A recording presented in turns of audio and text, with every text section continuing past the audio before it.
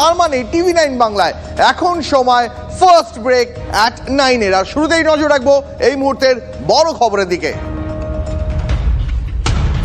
শুরুতেই নজর রাখবো যে খবরে শাসক দলের গোষ্ঠী কন্দলে আবারও উত্তপ্ত বেলেঘাটা। তৃণমূল কর্মীকে বাড়িতে না পেয়ে তাঁর বৃদ্ধা মা এবং ভাইকে চপার দিয়ে কোপানোর অভিযোগের তীর বিধায়ক পরেশ পাল অনুগামী প্রমোটার রাজু নস্কর এবং তার দলবলের বিরুদ্ধে। এই মুহূর্তে আমাদের সঙ্গে সোমা রয়েছেন, আমাদের সহকর্মী একদম বেলেঘাটা থেকে। আমি সোমার কাছে জানতে চাইবো, সোমা, আক্রান্ত ব্যক্তি যে ছোট ভাই এবং তার মা, তারা কি বলছেন এবং মূল অভিযুক্ত তার এই মুহূর্তে পুলিশ তার বিরুদ্ধে কি ব্যবস্থা নিয়েছে? হ্যাঁ দীপ, দেখো চোখের সামনে একেবারে তার নিজের ছেলেকে চপার দিয়ে আঘাত, তাতে কিন্তু আতঙ্কিত মা শিবানী দেবী তিনি কিন্তু কান্নায় ভেঙে পড়েছেন। কারণ তিনি একটা কথাই বলছেন যে তারা কিন্তু এখন নিরাপত্তাহীনতায় ভুগছে। চোখের ওপর তিনি দেখেছেন। কি ঘটেছিল আপনার ছেলের ওপর এরকম আক্রমণ? হঠাৎ এসে কথা বলতে বলতে চাপড় দিয়ে গলার মধ্যে কাটতে গেছে। আমি কোনো ভরসা পাচ্ছি না কারো কাছ থেকে। ও তো আবার থানা থেকে বেরিয়ে এসে ও আবার ডাকার মতন আবার করতে আরম্ভ করবে। ওর মা বোন কোনো সাপোর্ট করে না আমাদের, ওরা বরঞ্চ আরো ইঞ্জিন জোগায়, উল্টে আমাদের এসে আবার মা বোন অপমান করে। দেখুন, আপনার ছেলে টিএমসি পার্টি করে, যে অ্যাটাক করেছে সেও টিএমসি পার্টি করে, তাহলে এই যে টিএমসির মধ্যে একটা অন্তর্কলহ এবং পরিবারের ওপর হামলা, কি বলবেন? আমার কিছু আর বলার নেই। এখন যতদিন ওর হাতে রয়েছি হয়তো কোনো দিন এসে হয়তো কেটেই ফেলে দেবে আমাদের। এইভাবেই মনে আমাদের মৃত্যু হয়ে যাবে।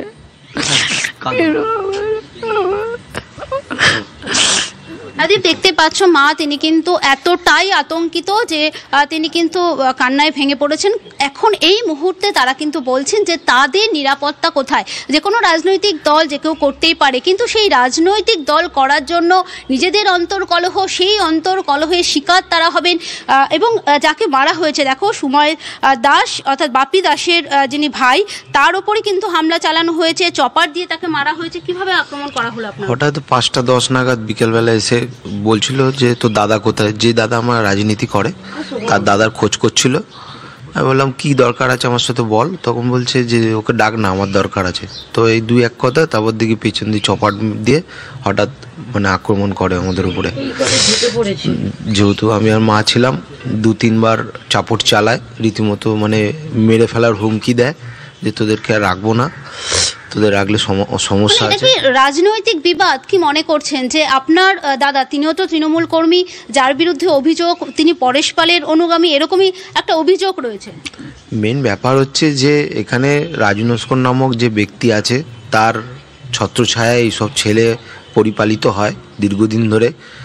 যেহেতু আমার দাদা রাজু নস্করের নানা রকম কার্যকলাপ, অন্যায় কার্যকলাপের সাথে নিজের থেকে মানসিকভাবে মেনে নিতে পারছে না, সে থেকে আলাদা হয়ে যায়, হয়ে অন্যরকমভাবে অলোকদার আন্ডারে সৎভাবে তৃণমূল করার চেষ্টা করে। তো সেই জায়গায় নানা রকম মানসিক এরকম ফ্যামিলিগত টর্চার তারা করে চলেছে, যাতে নানা রকম চমকিয়ে ভমকিয়ে যদি তাকে তার নিজের অনুগামী করা যায়। তো সেটা আমার দাদা কোনোদিনই মেনে নিতে, তারই ফলস্বরূপ বলা যায় এটা একটা, যে দীর্ঘদিন ধরে এই অত্যাচার হয়ে আসছে। আজকে এক্সট্রিম জায়গা একটা পৌঁছে গেছে, যে চাপার নিয়ে আমাদেরকে একেবারে এক্সট্রিম জায়গা তো পৌঁছে গিয়েছেই সোমা। তার কারণ একজন বৃদ্ধা, তিনি কার্যত কান্নায় ভেঙে পড়ছেন ক্যামেরার সামনে। তার অভিযোগ যে যতদিন এখানে আছি প্রাণে বেঁচে থাকতে পারলেই অনেক। এই মুহূর্তে আমাদের সঙ্গে বিজেপি নেতা এবং কাউন্সিলর সজল ঘোষ রয়েছেন টেলিফোন লাইনে। সজল বাবু, বেলেঘাটাতে তৃণমূলের গোষ্ঠী কোন্দল এমন জায়গায় চলে এসেছে, একজন তৃণমূল কর্মীকে তারই বাড়িতে ঢুকে আরো এক তৃণমূল কর্মী, যিনি আবার পরেশ পাল অনুগামী বলে পরিচিত, তাকে, তার ভাইকে এবং তার মাকে চপারের কোপ দিয়েছেন বলে অভিযোগ। তার মা ক্যামেরায় কান্নায় ভেঙে পড়ছেন।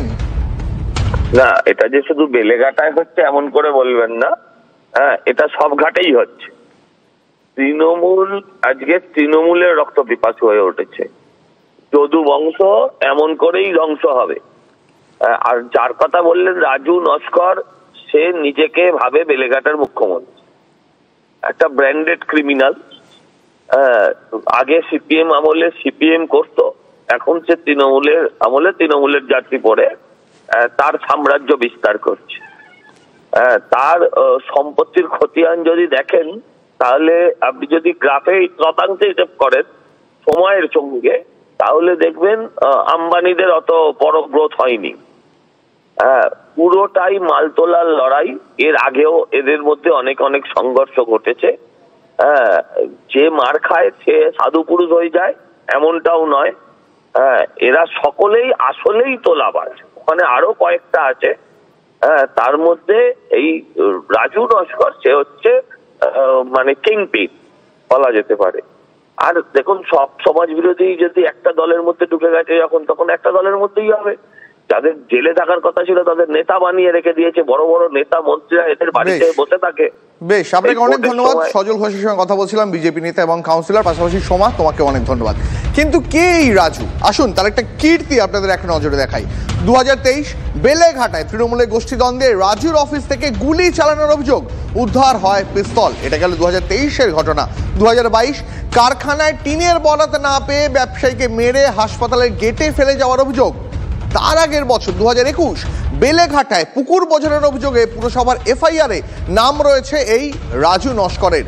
2020 বেলেঘাটা গান্ধী ময়দান ফ্রেন্ড সার্কেলে বোমা বিস্ফোরণে উড়ে যায় ক্লাবের পাঁচিল, নাম জড়ায় সেই সময় ক্লাবের সভাপতি রাজুর। 2014 বিধাননগর পুরসভায় সাংবাদিকদের লক্ষ্য করে ইট বৃষ্টি, নিশ্চয়ই আপনাদের মনে আছে বিধাননগর পুরসভা নির্বাচনের দিনের ঘটনা। 2014 চৌরঙ্গী কেন্দ্রের উপনির্বাচনে বিরোধী দলের মহিলা কর্মীকে রাস্তায় ফেলে মার, এই সমস্ত অভিযোগই কিন্তু এই রাজু নস্করের বিরুদ্ধে।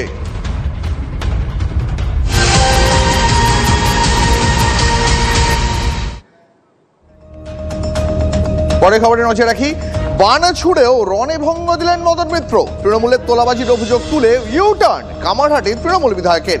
তড়িঘড়ি ক্ষমা চেয়ে দলের রাজ্য সভাপতি সুব্রত বক্সিকে চিঠি দিলেন।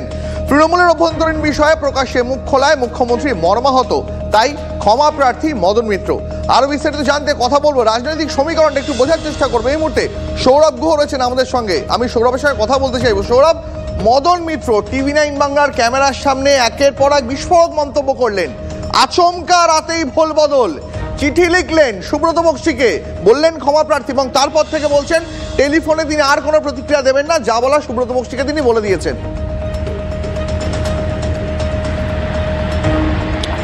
একেবারেই দীপ, সুপ্রভাত। এবং প্রথমেই এটা একটা ব্যতিক্রমী ঘটনা। আমরা দেখেছি যে শোকজ করা হলে কেউ চিঠি লেখেন, চিঠি লিখে জবাব দেন বা ক্ষমা প্রার্থনা করেন, কিন্তু মদন মিত্র কালকে সারা